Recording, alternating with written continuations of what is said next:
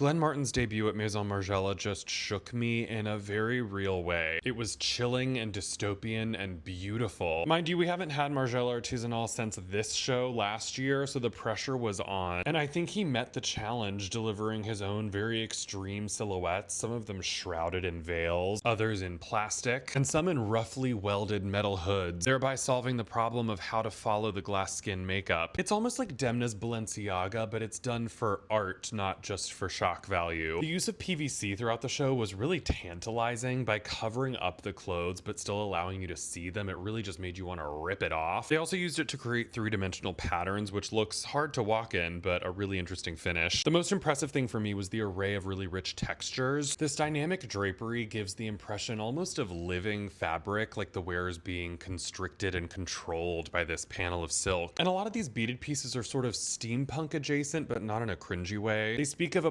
post-apocalyptic salvaging of materials and creating something new from them. Dresses that would otherwise be frothy and feminine came off as severe and suffocating and alive, as if from nature growing out of control and unchecked without human interference. What's that show with all the mold? It's pretty, but it's unsettling. These rumpled foil gowns are obviously the showstoppers of this collection, really just enveloping and consuming the wearer in this beautiful way. They're also quite spectral looking and foreboding. Something bad is going to happen if this appears in front of you. But the bird and feather motifs were the most compelling for me. I find this deeply romantic, also deeply tragic. The way that they've cut these ghostly feather shapes to float over what looked to me like old master painted scenes of dead birds. A very grim reminder of mortality, but so beautifully rendered. I don't think it was an absolutely perfect collection, but I was captivated by it from start to finish. It's definitely one of the more fascinating shows this week, and I think he'll just continue to grow. But I realize this might not be for everyone. So let me know what you think and how it stacks up to Galliano's Margiela.